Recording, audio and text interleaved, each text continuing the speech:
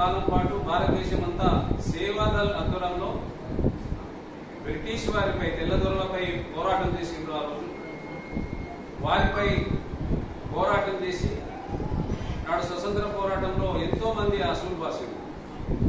ఆ తర్వాత 25 తర్వాత జవహర్లాల్ నెహ్రూ దాని తర్వాత ఆడికర్ గారు బాధ్యత తీసుకొని 1947 వరకు వివిధ సమస్యలపై బ్రిటిష్ వారిపై పోరాటం చేసిండ్రు. దేశ స్వతంత్రం సేవాదల్పైనే వారు దేశం సేవాదల్పైనే ఆ రోజు పెద్దలంతా మరి సేవాదల్ రూపకంగా ఆ రోజు ఒక టోపీ అనేది ఒక చిహ్నంగా గాంధీ టోపీగా ఉండేది.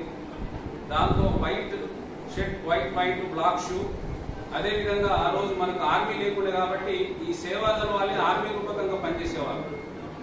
అదేవిధంగా ఆర్గనైజేషన్ పరంగా కూడా ఏదైనా సమస్యలు వచ్చినప్పుడు ముందుండి ఎన్నో విపత్తులు వచ్చినప్పుడు పనిచేసేవారు స్వతంత్ర పూర్వం. తర్వాత ఇది 1947 తర్వాత స్వతంత్రం వచ్చిన తర్వాత మరి ఆ సేవాదల్ని 1923 నుంచి మొన్నటి 2023 వరకు 100 సంవత్సరాలు పూర్తయింది. ఈ 100 సంవత్సరాలలో మరి స్వతంత్రం వచ్చిన తర్వాత మరి ఆ రోజు పనిచేసిన వాళ్ళే ఎంపీలుగా, ఎమ్మెల్యేలుగా, గ్రామస్థాయి సర్పంచులుగా రాజకీయంగా వారే పోటీ చేసి దేశాన్ని అభివృద్ధి చేసే విషయంలో ఆ రోజు పనిచేసిండ్రు. దానికి మొట్టమొదటి అధ్యక్షుడిగా పనిచేసినటువంటి మా నాయకుడు నెహ్రూ గారు, సేవాదల్ ప్రెసిడెంట్గా పనిచేసిన నెహ్రూ గారు ప్రైమ్ మినిస్టర్ కావడం, ఆ సంస్థ సేవాదల్లో నేను పనిచేయడం చాలా సంతోషంగా ఉంది. అదేవిధంగా మరి స్వతంత్రం వచ్చిన తర్వాత దీన్ని సేవాదల్ని పార్టీలో విలీనం చేస్తూ స్వతంత్రం వచ్చిన తర్వాత ఒక నిర్ణయం తీసుకున్నారు. ఈ సేవాదల్ అఖిల భారత కాంగ్రెస్ పార్టీ ఒక ప్రముఖమైనటువంటి అనుబంధ సంస్థగా దాన్ని విలీనం చేసుకొని మొట్టమొదటి అనుబంధ సంస్థ. ఆ తర్వాత యూత్ కాంగ్రెస్, మహిళా కాంగ్రెస్, ఎన్ఎస్యుఐ, ఐఎన్టీసీ అని రకరకాలుగా 4-5 మెంటల్ ఆర్గనైజేషన్, తర్వాత అనేక సెల్స్ ఉన్నాయి. మరి దీని ఆధ్వర్యంలో పనిచేసి ఆ రోజు మరి ఈ సేవాదల్ ప్రముఖమైనటువంటి పాత్ర వహించింది.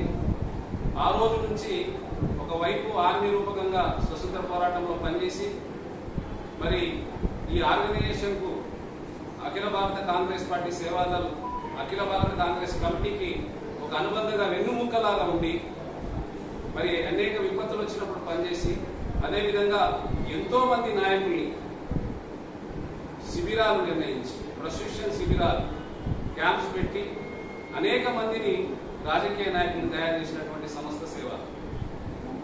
మరి ఈ సంస్థలో నాడు స్వర్గీయ రాజీవ్ గాంధీ గారు కూడా 20 రోజులు, నాడు ఇందిరాగాంధీ గారు రాజకీయ ప్రవేశం ముందు సేవాదల్లో 20 రోజులు ట్రైనింగ్ ఇప్పించి రాజీవ్ గాంధీ గారికి ఉన్న 2 కుమారులు.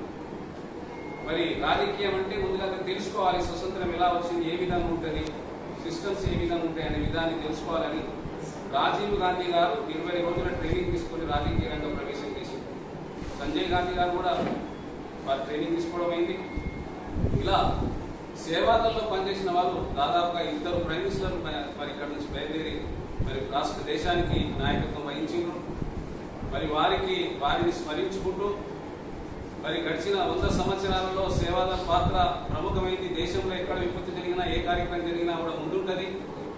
మరి అదేవిధంగా రాహుల్ గాంధీ గారు కన్యాకుమారి నుంచి కాశ్మీర్ వరకు జరిపినటువంటి పాదయాత్రలు కూడా ప్రముఖంగా సేవాదల్ పాత్ర ప్రముఖమైంది. ఆ రోజు సేవాదల్ ముందుండి నడిచింది. అలా మరి ఈ 100 సంవత్సరాలలో సేవాదల్ హిందీలో రీట్ కి అడ్డి అంటారు. కాంగ్రెస్ పార్టీగా రీట్ కి అడ్డి, అఖిల భారత కాంగ్రెస్ పార్టీకి ఒక వెన్నుముక్క లాంటిది సేవాదల్. పార్టీని బలోపేతం చేయడం విషయంలో, గ్రామ స్థాయి వరకు పనిచేసే విషయంలో మరి పార్టీని బలోపేతం చేయడం, రాష్ట్రంలో కూడా మొన్న జరిగినటువంటి ఎలక్షన్లో, విధానసభ ఎలక్షన్లో బాగా పోరాటం చేసిండ్రు. డోర్ టు డోర్ ప్రచారం చేసిండ్రు మా కాంగ్రెస్ సేవలు కార్యకర్తలు. అదేవిధంగా పార్లమెంట్ ఎలక్షన్లో కూడా బ్రహ్మాండంగా డోర్ టు డోర్ కూడా ప్రచారం చేసి మరి ఈరోజు ఇటు ప్రభుత్వం అటు 8 ఎంపీలు రావడానికి సేవాదల్ పాత్ర